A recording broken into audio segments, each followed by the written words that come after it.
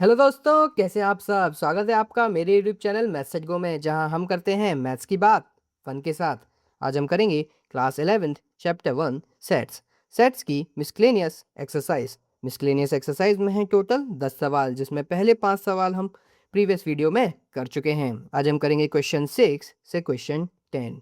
तो बिना किसी देरी के चलिए शुरू करते हैं। चलिए दोस्तों, शुरू करते हैं क्वेश्चन नंबर 6। क्या बोल रहा है क्वेश्चन नंबर 6 में? Show that for any sets A and B, A equals to A intersection B union A minus B and A union B minus A equals to A union B. Basically ये question हमें हमको दो चीज़ें prove करने को दी हैं। पहले हमें इस इक्वेशन को प्रूव करने की कोशिश करूँगा। तो क्या करेंगे हम? टेकिंग RHS ऑफ इक्वेशन 1, इसको मैं 1 मान लेता हूँ और इस इक्वेशन को 2 मान लेता हूँ। देखिए RHS क्या हो जाएगा? A intersection B union A minus B। इनका मैंने एक वेन डायग्राम यहाँ पे बनाया हुआ है। ये मेरा A है, ये मेरा B है। A माइनस B, इसको इसमें थोड़ा सा ड्रॉ करने की कोशिश करेंगे। क्या यही हिस्सा है जो A माइनस बी होगा? A के वो सारे एलिमेंट्स जो B में ना हो। तो ये मेरा A माइनस बी हो गया। क्या A माइनस बी को मैं A इंटरसेक्शन B डैश भी लिख सकता हूँ? थ्योरी में आपको बताया था, एक बार फिर से समझिए। A इंटरसेक्शन B डैश कैसे? B डैश कितना होगा? देखिए हमारा जो भी B के अलावा है सारा B डैश हो जाएगा। तो B के अलावा ये सारा क्या है मेरा? B dash. और A कितना है मेरा? ये ग्रीन से जो मैं बना रहा हूँ ये मेरा A है। तो इन दोनों का इंटरसेक्शन ब्लैक वाला ही तो है। क्लियर हो रहा है? तो A माइनस बी को मैं A इंटरसेक्शन B डैश लिख सकता हूँ। ये क्लियर हुआ? ठीक है, तो इसको सब्स्टिट्यूट कर देते हैं यहाँ पे। A intersection B union A intersection B dash. अब याद करिए, मैंने आपको एक डिस्ट्रीब्यूटिव लॉ पढ़ाया था, A intersection B union C। ये क्या हो जाता था? A intersection B union A intersection C। Basically bracket के अंदर वाला निशान बाहर आ जाता था और ब्रैकेट के बाहर वाला निशान दोनों में लग जाता था। ठीक है, क्या उसी डिस्ट्रीब्यूटिव लॉ से ये B यूनियन B डैश यही तो है? Bye distributive law. देखिए इसको ओपन करेंगे तो ये मेरे को यही मिलेगा, A intersection B, A intersection B dash और बीच का निशान ऊपर आ जाएगा। क्लियर हो गया? ओके। अब मैंने आपको बताया था B यूनियन B डैश क्या होता है? Universal set. B मेरा ये है, B डैश मेरा ये है, दोनों को जोड़ दूंगा तो यूनिवर्सल सेट आ जाएगा ना। अब देखिए A इंटरसेक्शन यूनियन, यूनियन के साथ किसी भी सेट का इंटरसेक्शन सेम सेट आ जाता है। Hence A intersection B union A minus B equals to A, ये हमने प्रूव कर दिया है। अब देखिए पार्ट 2।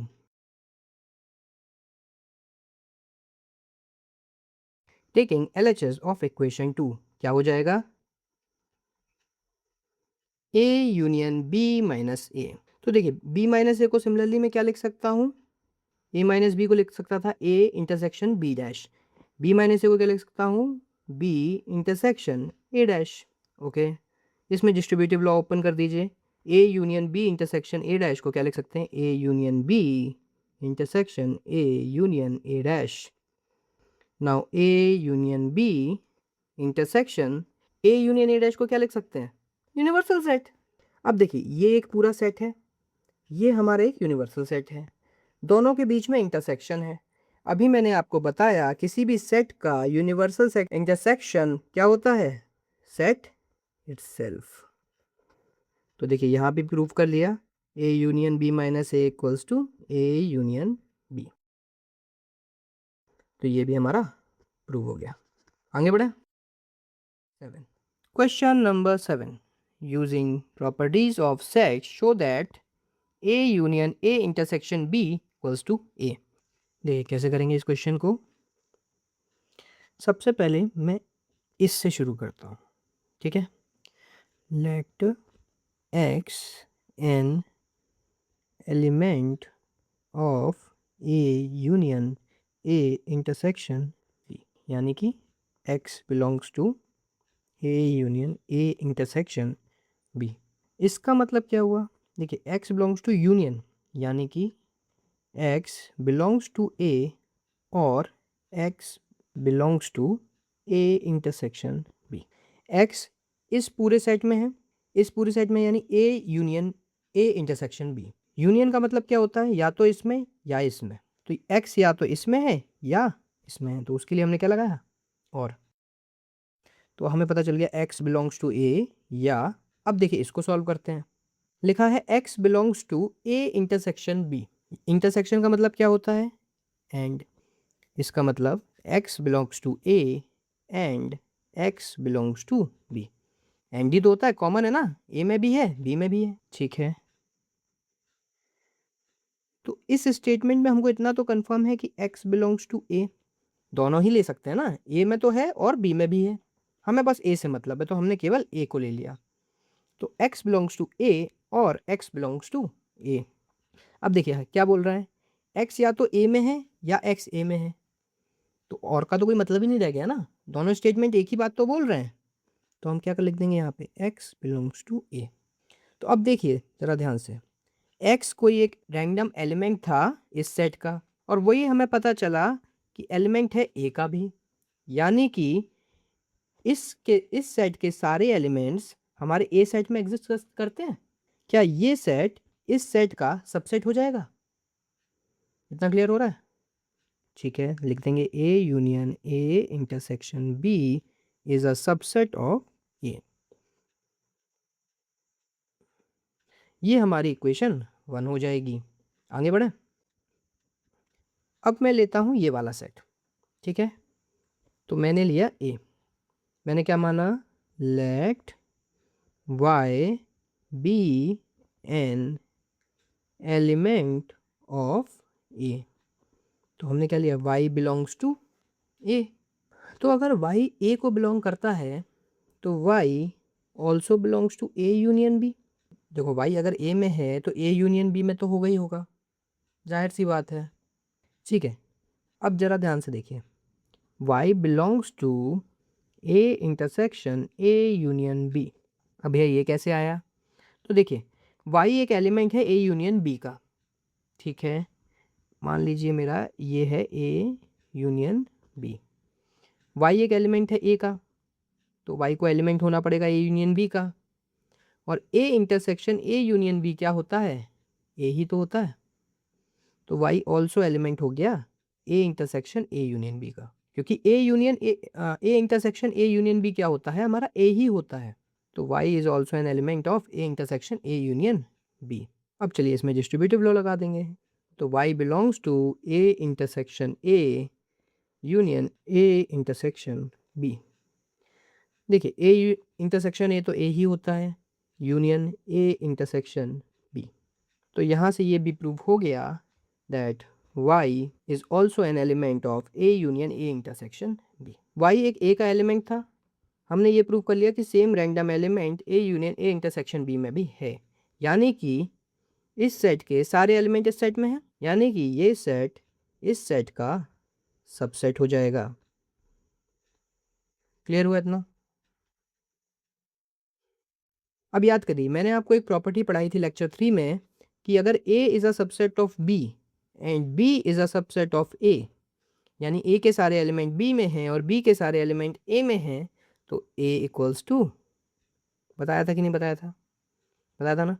तो इसको इक्वेशन 2 मान लेंगे, एंड बाय इक्वेशन 1 एंड 2 हम क्या लिख सकते हैं, a equals to a union a intersection b। ये हमने प्रूव कर दिया। अगला क्वेश्चन करें। क्वेश्चन नंबर 7 का पार्ट 2।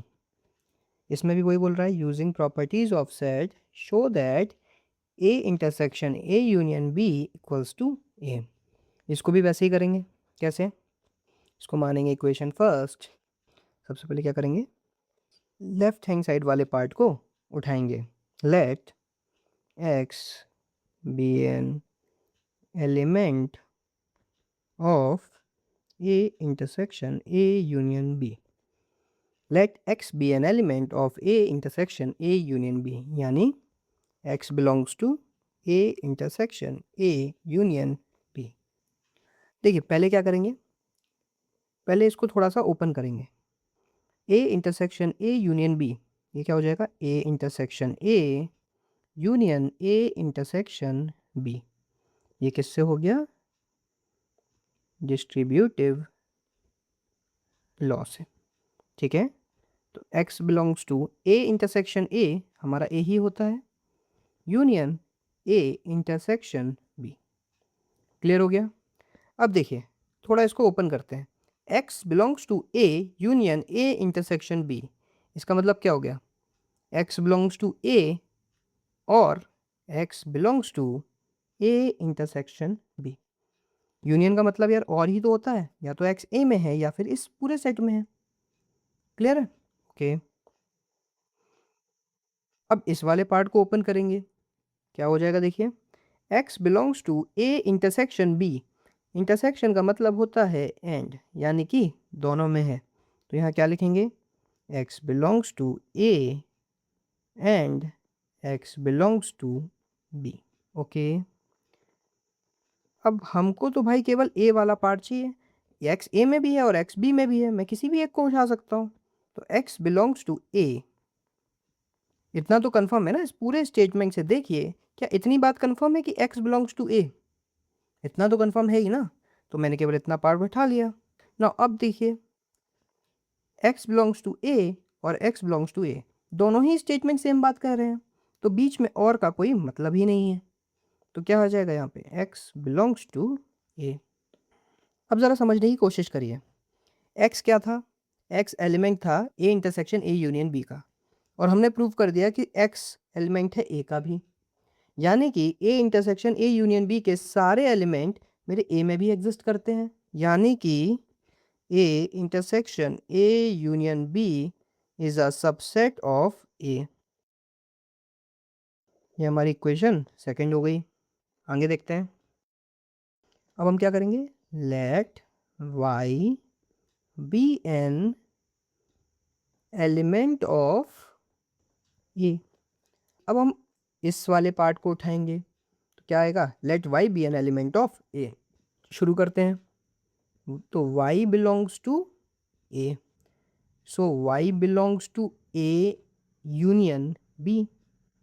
अरे भाई अगर A में बिलोंग कर रहा है तो भाई A यूनियन B में तो बिलोंग करेगा ही ना तो क्लियर है ना। जैसे ये है मेरा A, ये है मेरा B, y मेरा ये पार्ट है, तो अगर इसमें है तो इस पूरे हिस्से में तो होने ही वाला है ना। ठीक है, ठीक है। तो अब देखिए y एक एलिमेंट है जो A में भी है, y एक एलिमेंट है जो A यूनियन B में भी है, तो क्या y A intersection A union B में होगा। अरे भाई एक एलिमेंट है जो A में है और A यूनियन B में है, तो इंटरसेक्शन का मतलब तो ये होता है ना, दोनों में एलिमेंट होना चाहिए, तो इनके इंटरसेक्शन में भी वो एलिमेंट होगा ही होगा। इतनी बात क्लियर हो गई, ओके। तो अब ज़रा ध्यान से देखिए, A का कोई एक एलिमेंट था y, जो A intersection A union B का भी एक एलिमेंट है, जिससे क्या प्रूफ होता है कि A is a subset of A intersection A union B, since A के सारे elements A intersection A union B में भी हैं। इसको हम नाम दे देते हैं question 3 by question second and equation 3। हमको पता है A intersection A union B is a subset of A and A is a subset of A intersection A union B, तो ये क्या हो जाएंगे, इक्वल। A B का सबसेट है, B A का सबसेट है, तो A इक्वल टू B होता है। सिमिलरली ये वाला सेट इसका सबसेट है और ये सेट इसका सबसेट है, तो ये दोनों आपस में इक्वल हो जाएंगे, तो ये हमारा प्रूव हो जाएगा। क्लियर, आगे बढ़े। क्वेश्चन नंबर 8 कह रहा है, show that A intersection B equals to A intersection C need not imply B equal C। देखिए शो करने को बोल रहा है, इसका मतलब ये चीज़ सही है, स्टेटमेंट सही है, तो हमको बस एक ऐसा एग्जाम्पल लेना है जिससे ये स्टेटमेंट ईजिली प्रूव हो जाए। ठीक है, करते हैं। लेट ए क्या है 1 2 3 4 ओके। बी ले लेता हूँ मैं 3 4 5 6 ठीक है। तो इन दोनों से मेरा ए इंटरसेक्शन बी क्या आ जाएगा देखिए ज़रा 3,4 यही है। अब मेरे को सी कुछ ऐसा लेना पड़ेगा कि उसका ए के साथ इंटरसेक्शन 3,4 आए, यानी कि 3,4 यही दो चीज़ें हैं जो ए और सी में कॉमन हो सकती हैं, बाकी सारी चीज़ें डिफरेंट करनी पड़ेंगी। तो मैं कर देता हूँ 7 8, ये भी तो हो सकता है ना। तो इससे अगर मैं चेक करूँगा तो ए इंटरसेक्शन सी मेरा क्या आएगा 3,4। तो देखिए यहाँ पर हमने प्रूफ कर दिया B is not equals to C, but A intersection B equals to A intersection C। ये हमारा आंसर हो जाएगा। आगे बढ़े। क्वेश्चन नंबर 9 क्या बोल रहा है क्वेश्चन नंबर 9 में, let A and B be set, यानी कि A एंड B हमारे दो सेट हैं। If A intersection X equals to B intersection X equals to 5, यानी कि A और X में कुछ भी कॉमन नहीं है और B और X में कुछ भी कॉमन नहीं है। और क्या दिया है, A union X equals to B union X for some set X, यानी कि हमारा कोई एक सेट X ऐसा है जिसके लिए A यूनियन X बराबर होता है B यूनियन X के। क्लियर है। तो हमसे क्या पूछा है देखिए, शो दैट, हमें दिखाना है कि A is equals to B, जो हमारा सेट A और सेट B है वो बराबर होगा। तो देखिए इस तरह के क्वेश्चन को कैसे करते हैं, हमको पता है when A is a subset of B and B is a subset of A then A equals to B। तो जब भी हमको किन्हीं दो सेट को इक्वल करना होता है, प्रूफ करना होता है कि वो दो सेट इक्वल हैं, तो हम पहले दिखाते हैं एक को दूसरे का सबसेट, फिर दिखाते हैं दूसरे को पहले का सबसेट, और जब दोनों इक्वेशन हम दिखा देते हैं तो ये चीज़ प्रूफ हो जाती है। सबसे पहले मैं क्या करूँगा, let x belongs to A and y belongs to B। Basically A के अंदर के जितने भी एलिमेंट्स हैं उनको हम एक्स से रिप्रेजेंट कर रहे हैं, और बी के अंदर जितने भी एलिमेंट हैं उनको हम वाई से रिप्रेजेंट कर रहे हैं। इतना क्लियर हुआ। ठीक है, अब देखिए since A intersection X equals to 5, इसका मतलब क्या हुआ थोड़ा समझने की कोशिश करेंगे।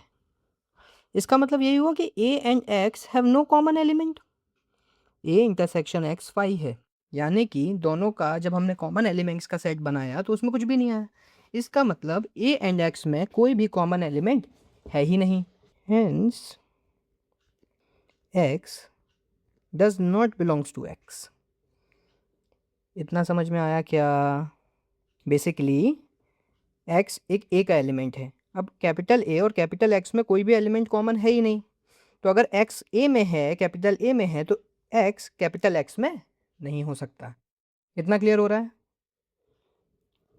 Similarly y belongs to B, ठीक है, and since B intersection capital X 5 है, इसी तरीके से y होगा, जो भी B के एलिमेंट्स हैं y वो कैसे भी कैपिटल X में नहीं होंगे।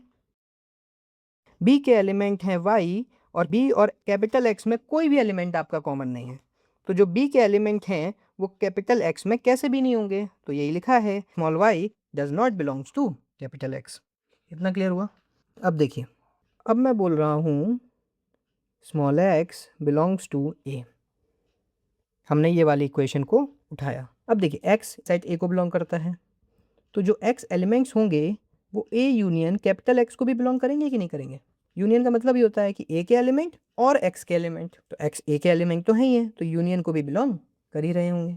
अब देखिए A यूनियन X हमको क्या गिवन है, B यूनियन X, तो हम यहाँ लिख देंगे X belongs to B union X, ये हमको गिवन है A union X equals to B union X। इसका मतलब क्या होता है, X बिलोंग्स टू B। अब देखिए यूनियन का मतलब क्या होता है और, तो क्या हो जाएगा X बिलोंग्स टू B और x belongs to capital X। But from equation 1, ये हमारी इक्वेशन 1 है, ये हमारी इक्वेशन 2 है, x does not belongs to capital X। ये हमको पता है, हमको पता है कि x जो है वो कैपिटल X में बिलोंग करता ही नहीं है। इसका मतलब ये चीज़ फॉल्स है, यानी क्या चीज़ ट्रू होगी, ये वाली। समझ रहे, यहाँ पे दो स्टेटमेंट है, कह रहा है या तो ये या ये, और लगा हुआ है। अब हमको पता है ये तो फॉल्स है, तो कौन सा स्टेटमेंट बचा, केवल ये वाला। तो क्या आ गया यहाँ पे, x belongs to b। Clear हो गया इतना, बिल्कुल लॉजिकल जाना है हमको। अब देखिए, हमने शुरुआत में x माना था एक रैंडम एलिमेंट कैपिटल A का। अब हमको पता चला कि वो x b का भी एक एलिमेंट है, यानी कि A के सारे एलिमेंट B में एग्जिस्ट करते हैं, यानी कि A is a subset of B। ठीक है, ये हमारी इक्वेशन 3 हो गई। अब सिमिलरली हम क्या करेंगे, y बिलोंग्स टू b के साथ भी करेंगे। अब y बिलोंग्स टू b है, तो y belongs to b union x होगा कि नहीं होगा। ठीक है, अब देखिए y belongs to b union x को मैं क्या लिख सकता हूँ, a यूनियन x, क्योंकि a union x equals to b union x। अब इस चीज़ को हम थोड़ा सा ओपन कर देंगे, y बिलोंग्स टू a, इसका मतलब क्या होता है यूनियन का, और y बिलोंग्स टू x, ये के एलिमेंट्स या x के एलिमेंट कोई भी हो सकते हैं। बट फ्रॉम इक्वेशन 2 हम जानते हैं y does not belongs to capital X, तो यहाँ हमारा क्या बचेगा, y बिलोंग्स टू a। अब यहाँ पे देखिए, y मेरा एक रैंडम एलिमेंट है b का, जो मैंने प्रूव कर दिया कि a का भी एक एलिमेंट होगा, यानी कि b के सारे एलिमेंट a में एग्जिस्ट कर रहे हैं, यानी कि b is also a subset of a। इसको हम बोल देंगे इक्वेशन नंबर 4। यहाँ से देखें, बाय इक्वेशन 3 एंड 4 हम क्या बोल सकते हैं, a इक्वल्स टू b, और ये हमने प्रूव कर दिया। क्लियर है, बहुत इजी है, आगे बढ़ेंगे। क्वेश्चन नंबर 10 बोल रहा है, find sets a b and c such that a intersection b, b intersection c and a intersection c are non-empty set। Okay, basically हमको 3 ऐसे सेट पता करने हैं जिनका इंटरसेक्शन आपस में नॉन एम्प्टी हो, बट टोटल एम्प्टी ही हो। A intersection B intersection C, तीनों आपस में कुछ भी कॉमन ना हो, दो के जोड़े में कुछ कॉमन हो सकता है। ठीक है, एग्जाम्पल ही है, कोई भी एक एग्जाम्पल ले लीजिए। मान लीजिए मैंने ए माना 1 2 3 4, बी में क्या मानूंगा, फिर नॉन एम्प्टी करना है ना, तो मैं ले लेता हूँ 4 5 6 7। सी में क्या मानना है, देखिए A intersection B non empty हो गया, निकालते चलिए, ए इंटरसेक्शन बी क्या आ गया मेरा 4 non empty. B intersection C को भी मेरे को नॉन एम्प्टी करना है, तो क्या हो जाएगा, देखिए 5 6 7 8। बी इंटरसेक्शन सी क्या हो गया मेरा 5 6 7, ये भी देखिए नॉन एम्प्टी हो गया।